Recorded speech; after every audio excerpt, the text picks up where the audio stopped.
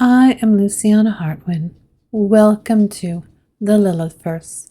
If you find value here, please share, like, comment, and subscribe. Once upon a time, though time is a strange thing, especially when you start speaking of gods and demons and the spark inside the human heart, there was a story, not just one, but many. And this, perhaps, is one of them. Tonight I want to talk to you about things that shimmer and burn, the celestial and the infernal, the divine and the all too human, about what it means to be a creature caught between stars and shadows, light and longing. I walk a strange path, not one of virtue or vice, but of deep seeing, the Lefthand Path, where shadow is sacred and wholeness more holy than purity.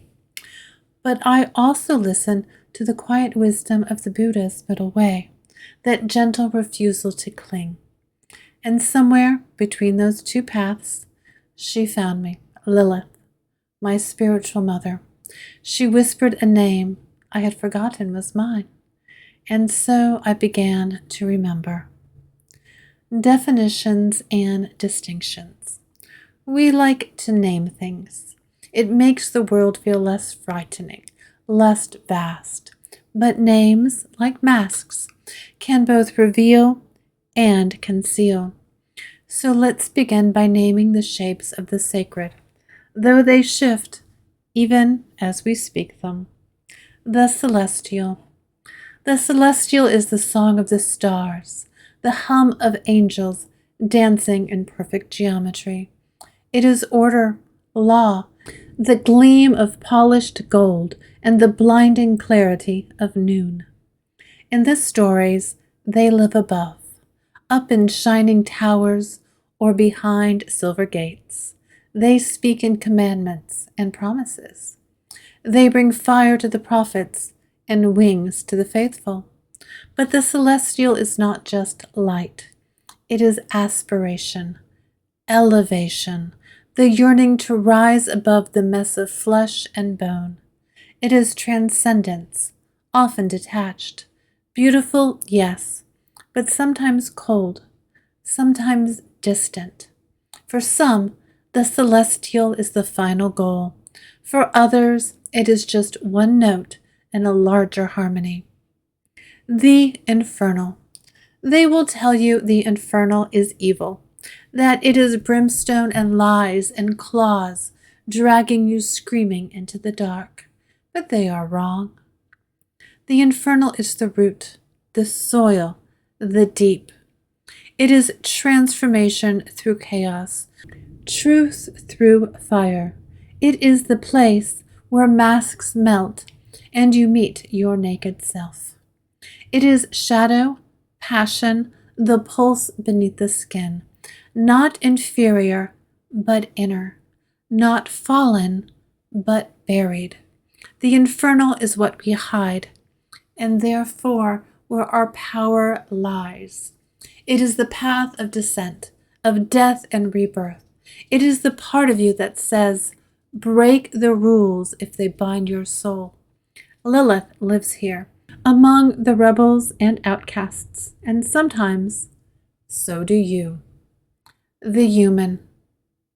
And then there is us, the tight-rope rockers, the in-betweeners. We are the clay and the fire, the breath and the wound. We are torn between the celestial song and the infernal drumbeat. But maybe that is not a flaw. Maybe that is our gift. To be human is to carry contradiction like a sacred relic. We are called to integrate, to alchemize, to become. We are stories stitched together by longing. We are paradox incarnate. The divine, the gods. The gods are not what you think. They are not always wise, not always kind, but they are real, archetypal, ancient, dangerous, and dazzling.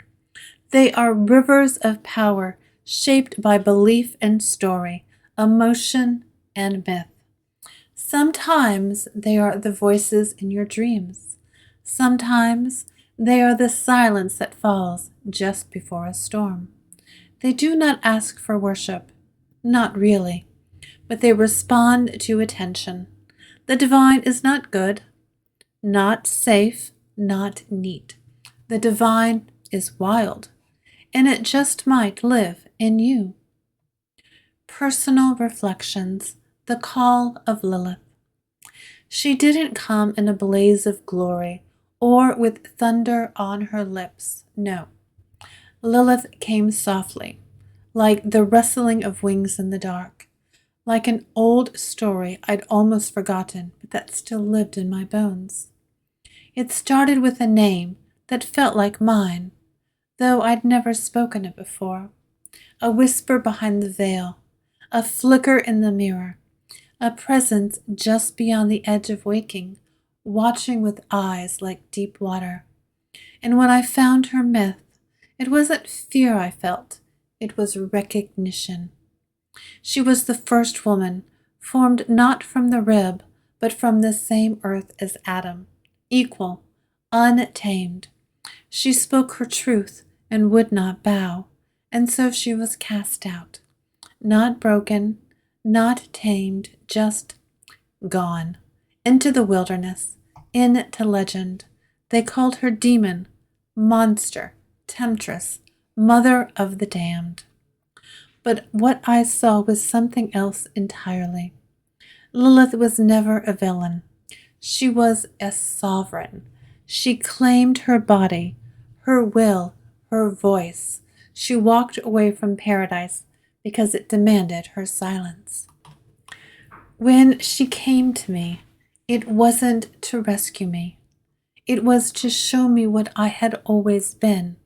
She was a mirror, reflecting the parts of myself I had been taught to fear. She was a mother, not in the nurturing, soft-focus way, but in the primal way, fierce, wild, unflinching. She taught me that shadow is not shameful, that anger can be holy, that to reclaim your voice is sacred. Lilith does not promise comfort. She offers truth. She holds the mirror when you walk into your own darkness, and she does not flinch. She said, "You are not broken. You are becoming." And I listened. The Lefthand Path. There are paths laid out for us from birth. Be good. Be small. Be obedient. Be quiet. These are the roads paved by fear and maintained by habit. But the Lefthand Path says, burn the map. Traditionally, the Lefthand Path is the path of the heretic, the witch, the rebel mystic. It is not the road of surrender or collective dogma. It is the journey inward, through the forest of the self, to the temple built in your own bones. It is called left because the left is what we're told to avoid. The left hand was unclean. The left path, wicked. But that's just the fear talking. This path is not evil. It is transgressive. It questions. It undoes. It asks, whose truth are you living? It doesn't destroy for destruction's sake. It destroys illusions, masks, prisons. It is a path of taboo, yes, but taboos are often fences around power. Where the right-hand path seeks to dissolve the self into the divine, the left-hand path dares to say, the divine lives within you. Why I walk this path?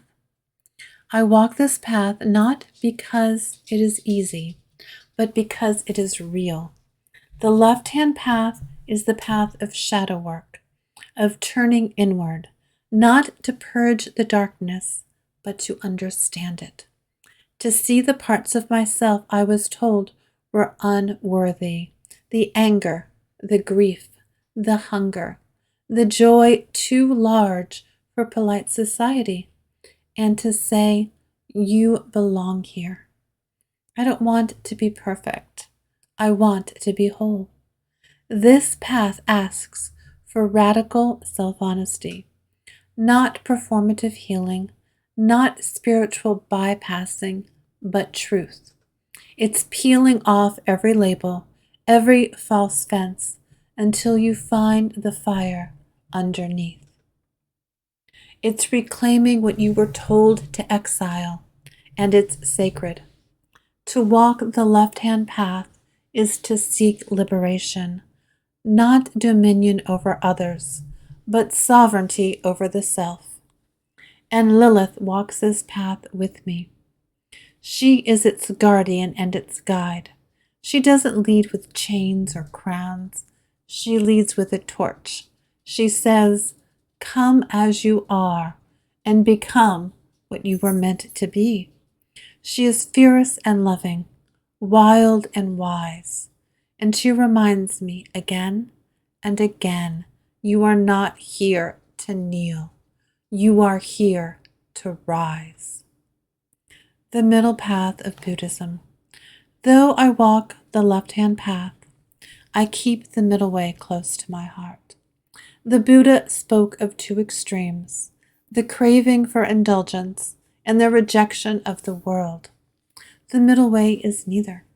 It is the path between, the still point in the turning world.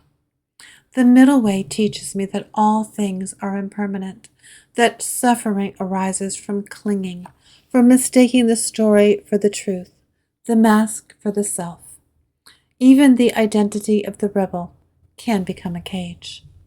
Buddhism reminds me to hold all things lightly, even my fire, even my fury, even my freedom. It teaches presence, the breath, the moment, the silence between thoughts, a cup of tea, a single leaf, a heartbeat. These are temples too. In this space, I do not need to become anything. I simply am, witnessing, breathing, being. The middle way is not about denying the infernal or rejecting the celestial. It is the art of integration, the wisdom of enough, the grace of balance. So I walk in paradise, the rebel who bows, the seeker who lets go, the witch who meditates. The left-hand path gives me sovereignty. The middle way offers serenity. Together they form the spine of my soul. Integration. We are all three. Celestial, infernal, human. These are not separate kingdoms. They are not binaries to choose between. They are the languages of the soul, spoken in different moments, with different accents. The celestial speaks of vision, of light, of transcendence. The infernal speaks of depth, of shadow, of becoming. The human is the bridge, the weaver, the one who carries both and lives in the between. And that is where magic happens. True spirituality is not about fleeing the world or dominating it. It is not purity or punishment. It is alchemy, turning fear into wisdom, wounds into power, fire into light. To walk with Lilith is not to reject heaven. It is to remember that heaven means nothing if you cannot bring it down into your bones. We are not here to erase our shadows. We are here to understand them, to love them, to let them dance with our light. The divine is not a destination. It is a remembering. We are the storm and the stillness, the rising and the falling, the serpent and the star. We are all three.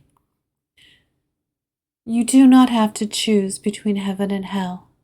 You are the spark that fell from the stars and landed in the soil. You are the hymn and the howl, the prayer and the scream. The gods walk among us because they walk within us. You are not too much. You are not too broken. You are exactly enough and gloriously unfinished. May you walk your path with courage and curiosity. May your shadow be your teacher and your fire be your guide. May Lilith walk beside you, not to lead you, but to remind you that your path was always yours to claim. And may you remember, you were not made to kneel. You were made to rise. If you found value here, please share, like, comment, and subscribe. I am Luciana Hartwin. Thank you for joining me today here in the Lilith Verse.